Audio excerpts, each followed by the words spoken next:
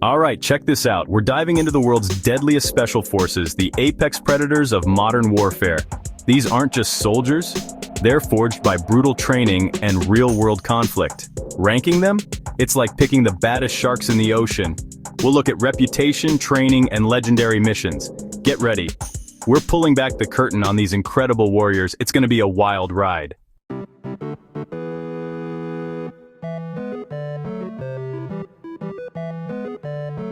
The Navy SEALs, sea, air, and land, are the ultimate special operations force, forged through some of the world's toughest training. BUD-S, or Basic Underwater Demolition, SEAL, is a brutal test of mind and body, with most candidates dropping out. Only those with unbreakable grit survive Hell Week and beyond, becoming elite warriors ready for any mission, anywhere. The Navy SEALs trace their roots to the legendary World War II frogmen, masters of underwater demolition and beach clearing. That maritime DNA is still at the core of the SEALs. They are the world's foremost experts in maritime special operations. Their mastery of the water gives them unique infiltration abilities. But their versatility means they dominate on land, sea, or anywhere the fight takes them. They are the specters that rise from the depths. Navy SEALs are the tip of the spear, elite warriors operating in the shadows, taking on the world's toughest missions. From the mountains of Afghanistan to the raid on Osama bin Laden and the rescue of Captain Phillips, their precision and courage are legendary. For every story we know, there are countless others that remain secret. Their legacy is built on real history, not Hollywood.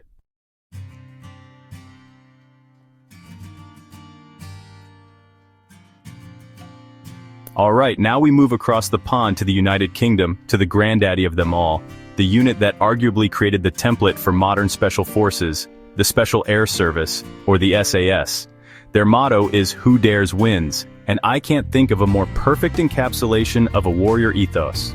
It's not who is strongest wins or who is fastest wins, it's who dares. It's about audacity, about taking calculated risks, about having the sheer balls to try something that everyone else says is impossible. This philosophy has been at the heart of the SAS since its very inception. The SAS was born in the middle of World War II, in the scorching deserts of North Africa. A young, eccentric officer named David Stirling had a radical idea. He saw that the British Army was fighting a conventional war against Rommel's Afrika Korps, and it wasn't going great. Stirling's concept was simple but revolutionary. Get small teams of highly trained, highly motivated men, parachute them deep behind enemy lines, and let them wreak absolute havoc. They would attack airfields, supply depots, and communication lines, creating chaos and confusion far from the front. The military brass at the time thought he was completely insane. The whole idea of a special air service was initially a bluff, a name created to make the Germans think the British had a massive airborne division when, in reality, it was just a handful of guys. But Stirling persisted, got his approval, and his small unit, known as L Detachment, started raising hell. They destroyed hundreds of enemy aircraft on the ground, disrupted supply chains, and tied up thousands of enemy troops who were forced to hunt for these desert ghosts. They proved that a small number of elite soldiers could have a strategic impact far outweighing their numbers. This legacy of unconventional thinking and daring raids is the foundation upon which the entire world of special operations is built. Many of the world's top-tier units, including America's Delta Force, were modeled directly on the SAS. They were the originals, the pioneers who wrote the playbook. They established the principles of operating in small, autonomous teams, emphasizing fieldcraft, ingenuity, and individual initiative.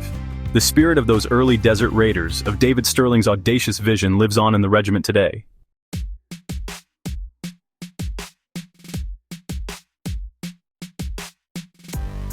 To join the legendary SAS, you must survive selection, held in the harsh Brecon Beacons where the weather and terrain break all but the toughest. The infamous long walk tests your endurance, navigation, and mental strength, alone against the mountains. If you make it, the journey continues through jungle warfare and brutal interrogation. Only the unbreakable, humble, and quietly professional make it through.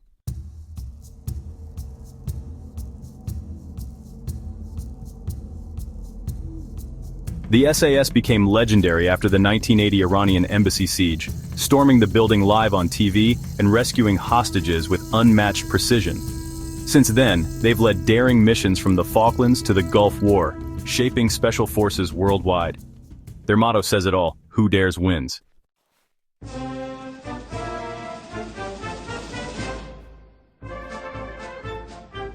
The Spetsnaz, just the name sounds brutal. Forged in the harshest conditions, these soldiers are trained to endure pain, survive the impossible, and become human weapons. Their selection is ruthless, their training legendary. Born from Cold War paranoia, they were the Soviet hammer. Ghosts behind enemy lines, ready for the most dangerous missions. It's terrifying, but you have to respect the will it takes to become that.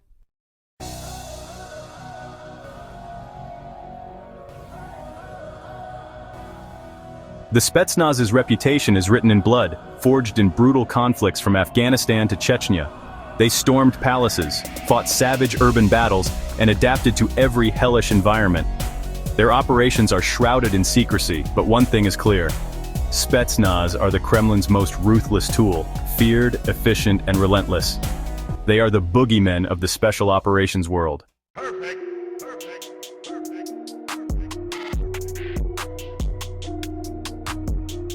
Today, Spetsnaz isn't a single unit, but a term for Russia's elite special forces, GRU, VDV, and FSB's Alpha and Wimpel groups. They're highly trained, using modern tactics and technology, but their core remains brutal selection and relentless toughness. Operations like Beslan show the immense pressure and impossible choices they face. Spetsnaz are feared, respected, and a symbol of Russia's power, quiet until provoked, then terrifyingly effective.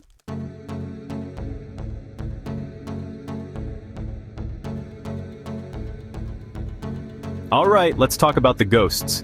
The unit that for years the United States government wouldn't even admit existed. We're talking about the 1st Special Forces Operational Detachment Delta, better known as Delta Force, or KG for Combat Applications Group, or whatever the hell they're calling themselves this week. The very fact that they have so many names tells you everything you need to know about their mission: secrecy.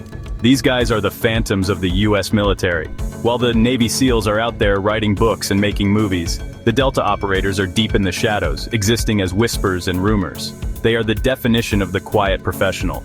Delta Force was born out of failure, which is a fascinating origin story. It was the brainchild of Colonel Charles Beckwith, who served as an exchange officer with the British SAS back in the 60s. He saw what the SAS could do, their incredible skill, their surgical precision, their unconventional approach to warfare. He came back to the United States Army and said, "We need this. We need a unit that can do what they do." For years, the brass told him to pound sand. But then came the 1970s, a decade of hijackings, embassy takeovers, and terrorist nightmares. The final straw was the botched Operation Eagle Claw, the failed attempt to rescue American hostages in Iran. It was a disaster that exposed a massive gap in US capabilities.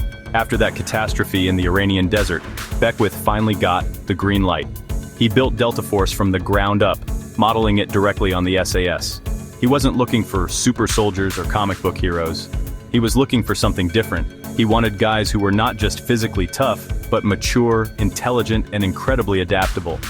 He recruited heavily from the Special Forces Green Berets and the Army Rangers, but he was looking for a specific psychological profile. The kind of guy who could solve complex problems on the fly, under insane pressure, deep in enemy territory with no backup coming. He needed thinkers and innovators, not just trigger pullers.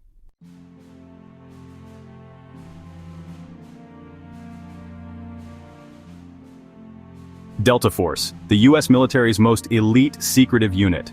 Officially, they don't exist. Unofficially, they're the president's scalpel for impossible missions: counter-terrorism, hostage rescue, and high-value target raids. From Mogadishu to the hunt for ISIS leaders, Delta leads the charge, operating in the shadows, solving problems no one else can. They are the tip of the spear. What sets Delta Force apart is the operator's mindset. These are seasoned veterans, trusted to make life or death decisions on their own. Masters of countless skills, they blend in until the moment of action. Their gear is cutting edge, but their greatest weapon is their mind. Calm, creative, and unpredictable. Deadly because of secrecy and professionalism, Delta Force remains the world's most elite and mysterious special operations unit.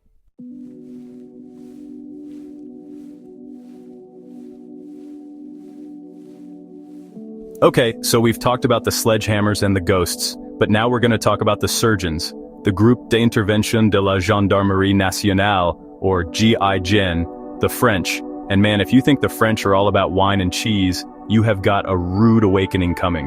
The GIGN are some of the most disciplined, most precise, and most ballsy operators on the entire planet.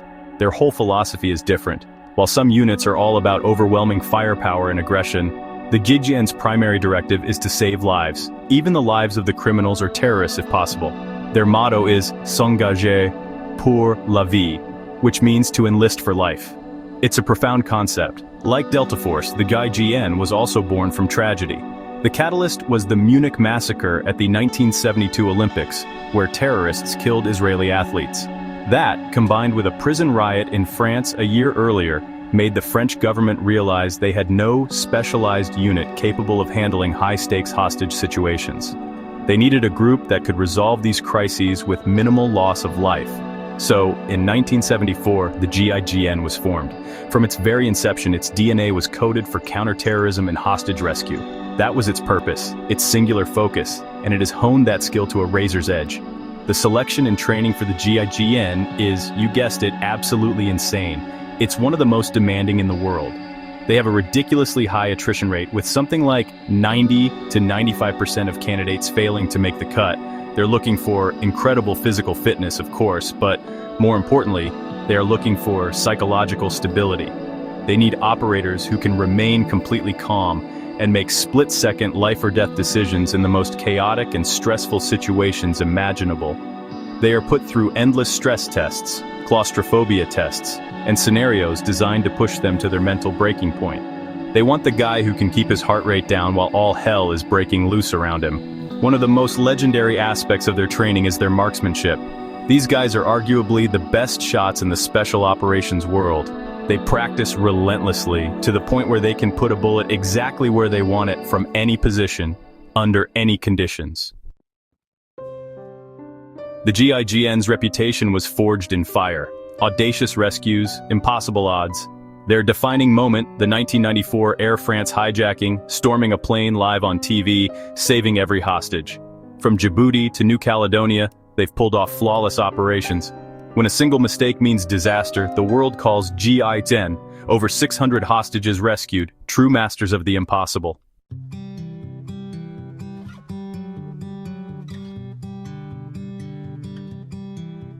The GIGN stands apart for its ethos of protection, warriors and guardians, shaped by their dual role as military and police. Their iconic helmet and precise tactics reflect a doctrine of discipline and restraint. The MR-73 revolver, 6 shots, each must count, symbolizes their focus on precision over firepower. GIGN's true power lies in saving lives with flawless execution and unwavering discipline. Perfect.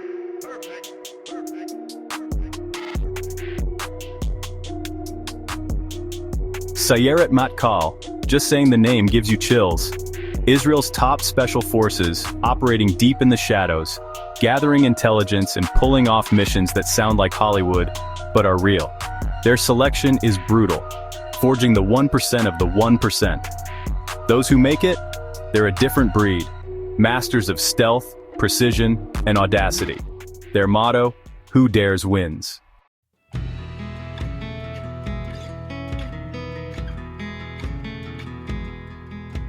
Sayeret Matkal isn't just a direct action force, they're Israel's elite intelligence-gathering unit. These operators move silently, slipping into hostile territory to collect information no satellite can reach. Their intel can prevent wars and save lives, all while remaining unseen. It's a mental chess game, fought in the shadows where knowledge is the ultimate weapon. That's what makes them legendary.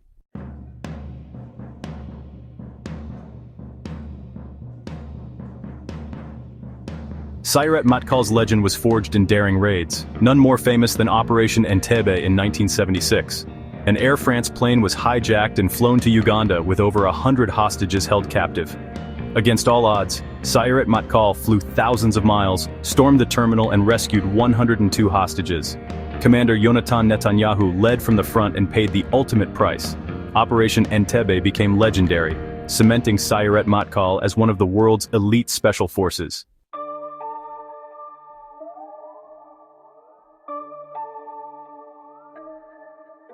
Alright, so a lot of people, when they think of special forces, they might not immediately think of Canada, but man, that is a huge mistake. Hiding up there in the Great White North is one of the most elite, most secretive, and most effective units in the world. Joint Task Force 2, or JTF-2. These guys are the absolute tip of the Canadian spear. They are a Tier 1 Special Operations Force on par with units like Delta Force and the SAS, but you hear almost nothing about them. And that's by design, man. They want it that way. The Canadian government is famously tight-lipped about JTF-2. For years, they barely even acknowledged their existence. Their motto is a deed, not a word, and they live by that. They operate in the shadows, undertaking the most sensitive and dangerous missions on behalf of the Canadian government.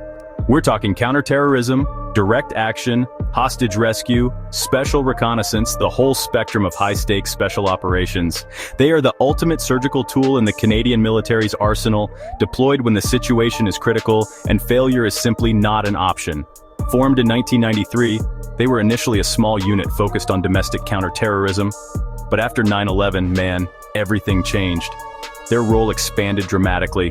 They were deployed to Afghanistan right alongside the American and British elite forces, and that's where they really started to build their fearsome reputation. They weren't just good for Canadians, they were good, period.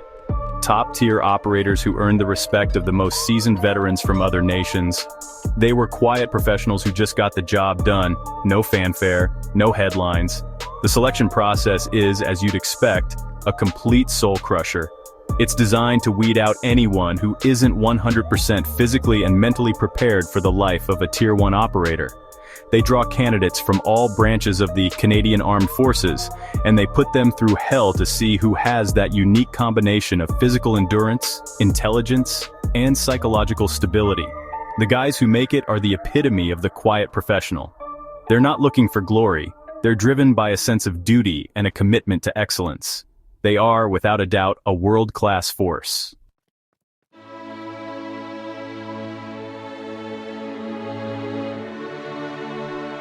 So, let's talk about Afghanistan, because this is where JTF-2 really carved out their legend.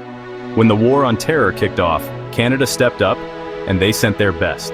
JTF-2 operators were some of the first Western Special Forces on the ground, operating alongside SEALs, Delta, and the SAS. They were part of a shadowy task force, Task Force K-Bar, a multinational soft group hunting down high-value targets. And by all accounts, the Canadians were absolute animals. They were right there in the thick of it, doing the dirtiest and most dangerous work imaginable. They were involved in direct action missions, kill or capture raids on enemy leaders, and long-range reconnaissance deep in the mountains. Think about the environment: brutal terrain, a determined enemy, and you're operating far from any support. It takes a special kind of person to thrive in that. The stories that have trickled out, often from American or British operators who worked with them, paint a picture of an incredibly competent and lethal force. They were known for their professionalism, their marksmanship, and their cool-headedness under fire. They weren't just keeping up. They were often leading the charge. There are specific operations, like Operation Anaconda in 2002, where JTF-2 played a critical role. They were conducting close protection for high-ranking officials and carrying out special reconnaissance missions in the Shai-Kot Valley. This was one of the biggest battles of the early war, a real meat grinder.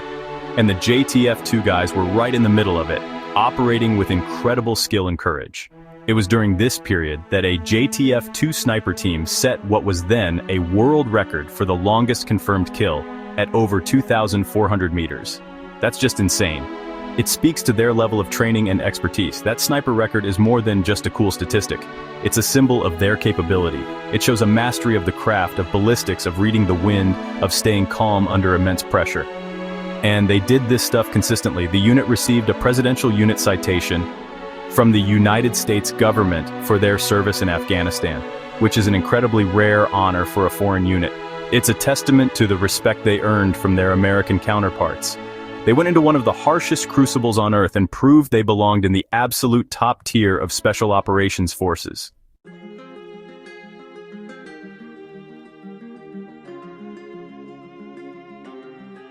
While their reputation was forged in the mountains of Afghanistan, JTF-2's responsibilities are global. They're really Canada's go-to force for any crisis, anywhere in the world. Over the years, they've been deployed to protect Canadian embassies in volatile regions, evacuated Canadian citizens from war zones, and provided security for major international events like the Olympics. They have this dual role, a lethal warfighting unit and a high-level security force. That requires an incredible range of skills, from close-quarters combat to the subtleties of dignitary protection. It's a huge spectrum of responsibility. Think about Haiti after the 2010 earthquake. Total chaos, infrastructure gone, security non-existent. JTF-2 was deployed to secure the Canadian embassy and key locations, making sure that aid could get in and that Canadian personnel were safe. This wasn't a combat mission in the traditional sense, but it was incredibly dangerous and complex. It required a delicate touch, the ability to operate in a non-permissive environment without escalating tensions. It's a different kind of pressure, but just as intense. They have to be warriors, diplomats, and guardians all at once. And you can't forget their primary mandate: domestic counter-terrorism. They're the ultimate backstop for Canadian law enforcement. If there's a hostage situation or a terrorist attack on Canadian soil that's beyond the capabilities of the police, JTF-2 is the unit that gets the call. They train relentlessly for these scenarios, practicing storming airplanes, buildings, ships, and buses. They have to be ready to respond instantly to the worst-case scenario imaginable within their own country. The pressure of knowing you're the last line of defense for your own people is immense. So you have this unit that's respected by the world's most elite forces for its combat prowess, but is also trusted to handle the most sensitive security situations at home and abroad. They are the quiet professionals, living by their motto, a deed, not a word. We don't see their faces, we rarely hear about their missions, but they are always there, operating at the highest level. JTF-2 is a perfect example of how a relatively small nation can produce a special operations force that is truly world-class, earning their spot on any list of the world's deadliest units. Perfect.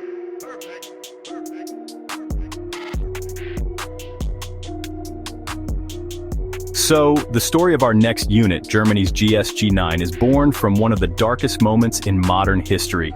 You have to go back to the 1972 Munich Olympics. It was supposed to be this moment of peace and global unity, right? Instead, it turned into a nightmare. Palestinian terrorists from the Black September group stormed the Olympic Village, taking 11 members of the Israeli Olympic team hostage. The whole world watched in horror as this unfolded. And the German police, man, they were just completely unprepared for something like this. They didn't have a dedicated anti-terrorist unit. They didn't have the training, the equipment, or the tactics. The rescue attempt at the Fürstenfeldbruck Air Base was a catastrophic failure. It was a chaotic, disorganized firefight. In the end, all 11 Israeli hostages were killed, along with a German police officer and 5 of the terrorists. It was a national trauma for Germany, broadcast live across the globe. It was a brutal public lesson in the changing nature of modern conflict and the terrifying rise of international terrorism. Something had to change. In the direct aftermath of this tragedy, the German government knew they could never let this happen again. They recognized the need for a highly specialized, federally controlled unit capable of handling these exact kinds of situations: hostage takings, terrorist attacks, and extreme violence. So, in 1973, less than a year after the massacre, Grenzschutzgruppe 9, or GSG-9, was officially formed. The name means Border Protection Group 9, because it was initially part of the Federal Border Guard, a technicality to get around German laws that restrict the use of the military on domestic soil. The man tasked with building this new unit from the ground up was Ulrich Wegener. He was an officer in the Border Guard, and he looked at what went wrong in Munich and what other countries like Israel and the UK were doing right. He built GSG-9 with an intense focus on precision, discipline, and psychological screening. He knew that the operators couldn't just be tough guys, they had to be intelligent, stable, and capable of making split-second life-or-death decisions under unimaginable stress. The legacy of Munich was burned into the DNA of GSG-9 from day one.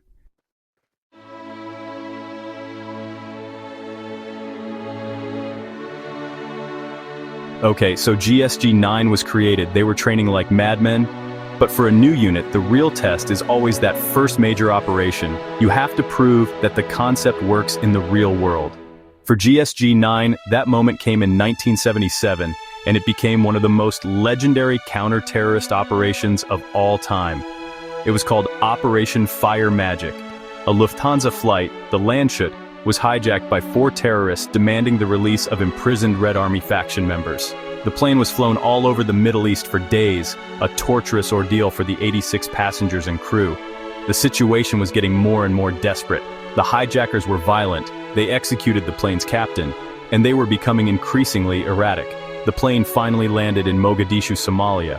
The German government, led by Chancellor Helmut Schmidt, made the call. We are not giving in to these demands. They decided to send GIGN. This was it, man. This was their Munich. But this time, they were ready.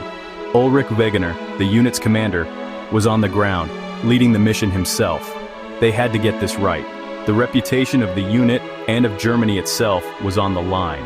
The plan they came up with was brilliant and incredibly audacious.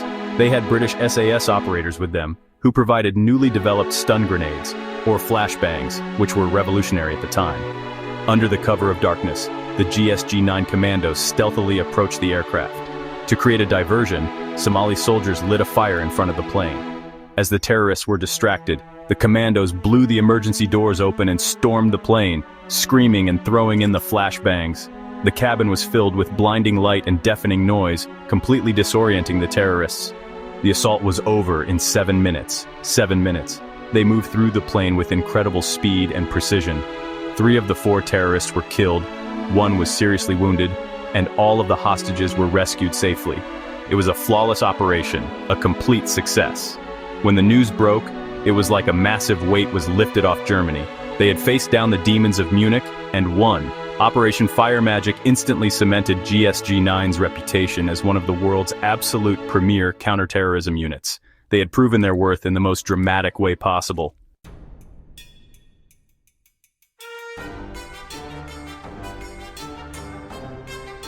After the success in Mogadishu, GIGN became the gold standard. They weren't a military unit in the traditional sense like the SAS or Delta Force. They are technically a police unit, part of the German Federal Police. This distinction is really important. Their primary focus is law enforcement and counterterrorism within a legal framework. This means their rules of engagement are different, and there's a huge emphasis on precision and using the minimum amount of force necessary to resolve a situation. They aren't an invasion force. They are a high-tech, highly trained SWAT team on a national level. Their training reflects this focus on precision. They are masters of close-quarters combat, of course, but they are also experts in marksmanship, surveillance, and negotiation. They have specialized units for maritime operations, boarding ships, airborne operations like parachuting, and technical units that develop specialized tools and breaching equipment. The selection process is insane, with only a tiny fraction of applicants making it through the physical and psychological tests. They are looking for intelligent, stable, and patient individuals who can think their way through a problem, not just shoot their way out. Over the years, they've conducted over 1,500 missions, and in the vast majority of them, they only had to fire their weapons a handful of times. Think about that. That's the hallmark of true professionalism. It's not about how many people you can take out, it's about resolving the crisis, saving the hostages, and arresting the bad guys. It's about control. Controlling the situation, controlling your own adrenaline, and using lethal force only as the absolute last resort. That level of discipline is, in its own way, more intimidating than pure aggression. It's cold, calculated, and incredibly effective. So when you look at GIGN, you see a unit that was born from failure and dedicated itself to perfection. From the ashes of Munich, they built a force that became a model for police tactical units around the world. Their legacy is one of surgical precision, incredible discipline, and the quiet professionalism that defines a truly elite force. They are a constant reminder that sometimes the deadliest weapon isn't a bomb or a bullet, but a perfectly executed plan carried out by operators who are at the absolute peak of their craft. They are, without question, one of the best in the business.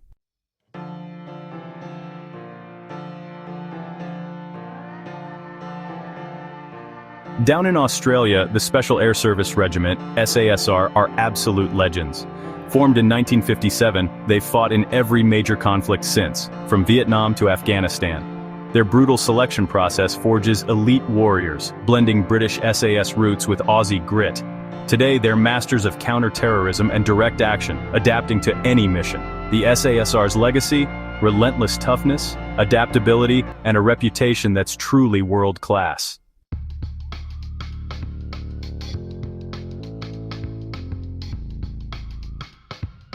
The SASR selection course is one of the world's toughest. Candidates are pushed to their limits, physically, mentally, and emotionally, carrying heavy loads, navigating alone, and enduring exhaustion. Instructors look for resilience, teamwork, and grit. Only a handful make it through, earning the right to wear the sandy beret. The SASR has operated in the world's most dangerous hotspots, from Afghanistan's mountains to the jungles of East Timor. Renowned for their adaptability, they excel in counter-terrorism, peacekeeping, and intelligence missions. These elite Australian soldiers are respected by allies worldwide, quiet professionals, silent guardians, and a powerful tool on the global stage. They dare, and they win.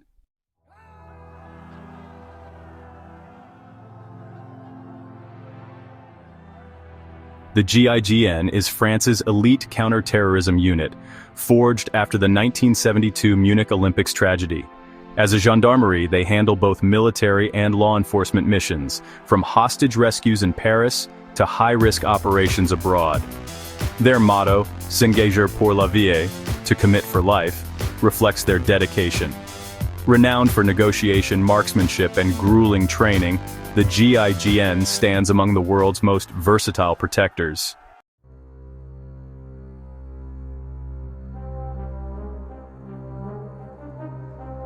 The GIGN's legendary status was cemented in 1994, when they stormed Air France Flight 8969 and rescued hostages from a hijacked plane in Marseille.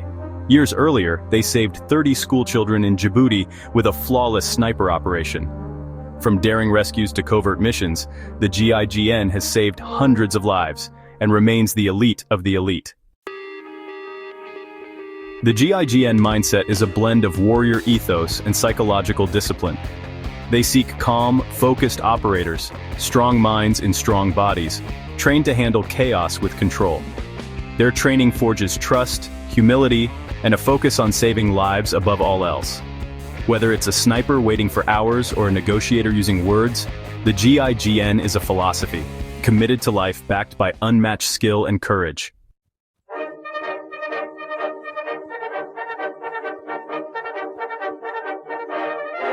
Here it is, the final tally of the world's most elite special forces.